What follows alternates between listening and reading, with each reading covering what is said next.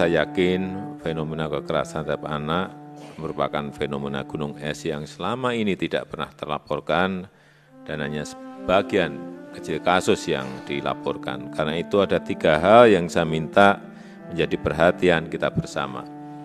Yang pertama, prioritaskan pada aksi pencegahan kekerasan pada anak yang melibatkan keluarga, sekolah, dan juga masyarakat. Aksi pencegahan dilakukan dengan berbagai model kampanye, model-model sosialisasi dan edukasi publik yang bukan hanya menarik tapi memunculkan kepedulian sosial pada persoalan kekerasan pada anak. Yang kedua, perbaiki sistem pelaporan dan layanan pengaduan terjadinya kekerasan pada anak. Korban, keluarga, ataupun masyarakat harus tahu kemana harus melapor. Yang ketiga, lakukan reformasi besar-besaran pada manajemen penanganan kasus kekerasan pada anak, agar bisa dilakukan dengan cepat, terintegrasi, dan lebih komprehensif. Dari data yang dilansir oleh Perserikatan Bangsa-Bangsa pada 25 Maret 2024, jumlah penduduk Indonesia sebanyak 279.678 jiwa. 2 tahun sebelumnya, Badan Pusat Statistik telah melansir data bahwa jumlah perempuan Indonesia mencapai angka 49,46%, sedangkan sepertiga dari penduduk Indonesia adalah anak-anak. Dari data tersebut menunjukkan Indonesia memiliki sumber daya anak yang cukup besar. Agar anak-anak tumbuh menjadi potensi luar biasa bagi masa depan bangsa, maka pemenuhan atas hak-hak anak harus diutamakan. Anak-anak tak cukup semata diperhatikan, namun wajib dijamin hak-haknya. Hak untuk hidup, hak tumbuh kembang, hak memperoleh perlindungan, dan hak untuk berpartisipasi. Lantas, adakah anak-anak Indonesia telah memperoleh atas hak-haknya tersebut secara nyata di kehidupan mereka? Adakah pihak keluarga telah memberikan hak hidup dan memperhatikan hak tumbuh kembang mereka? Adakah lingkungan hidup dan masyarakat sekitar memberikan rasa nyaman dan perlindungan atas keberadaan mereka? Adakah lembaga pendidikan dan institusi terkait lainnya telah memberikan ruang bagi mereka untuk turut serta berpartisipasi? Yang menjadi pertanyaan pentingnya, bagaimana jika keluarga tak memadai dalam menjamin hak hidup dan hak tumbuh kembang anak-anaknya?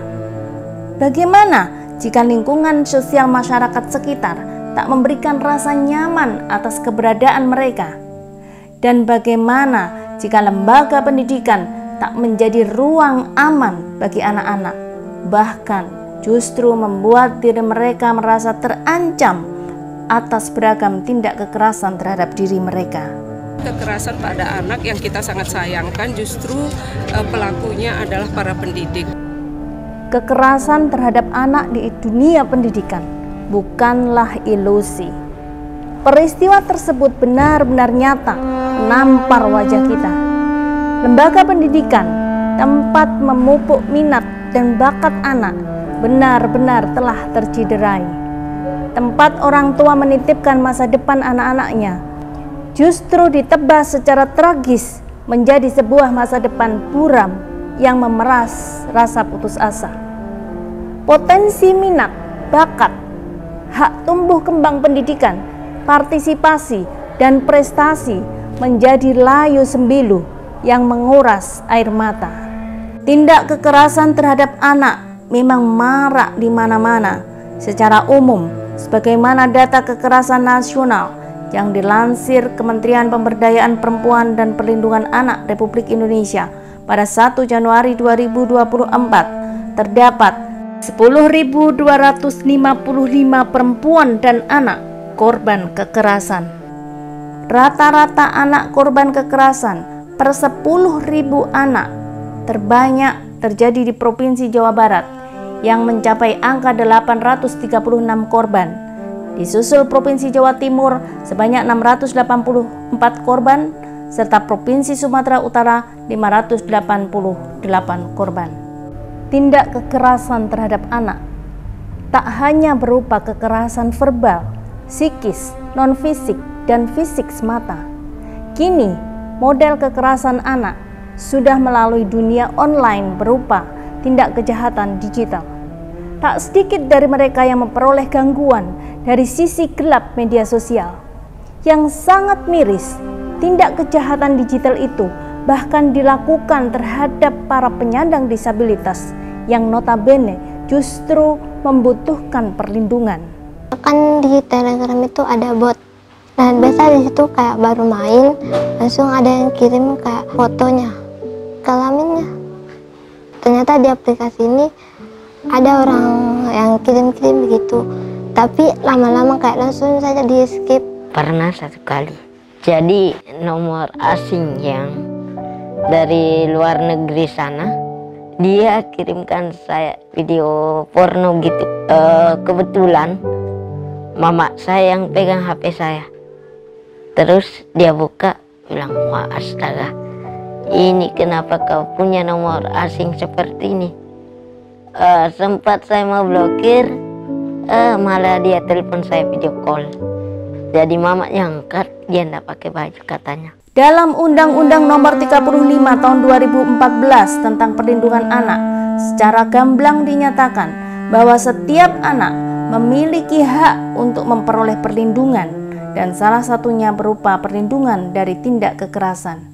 Maka, anak-anak harus dilindungi dari beragam tindak kekerasan, baik tindak kekerasan verbal, non-fisik, fisik, psikis, hingga tindak kekerasan di ruang-ruang digital.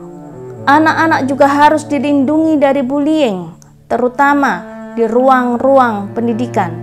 Jangan pernah ada lagi kasus kekerasan dan bullying pada anak, lebih-lebih yang berujung pada kematian. Cukuplah peristiwa kematian di lembaga pendidikan di tahun-tahun kemarin menjadi pelajaran termahal buat kita bersama. Tentunya kita harapkan ke depan hak-hak anak, baik demikian juga perlindungan anak yang ada di Indonesia ini akan terpenuhi. Anak-anak kerap kali memang tampak sebagai sosok yang lemah. Melindungi dan mengantar mereka menuju jalan terang ke arah masa depannya sendiri adalah merupakan suatu kewajiban yang teramat mulia.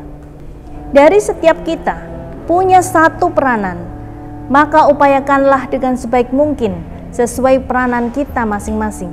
Mari bersinergi, bergandeng tangan untuk melindungi anak dari tindak kekerasan. Mari kita penuhi hak-hak anak agar mereka dapat tumbuh berkembang menjadi pribadi dan pemimpin di masa mendatang.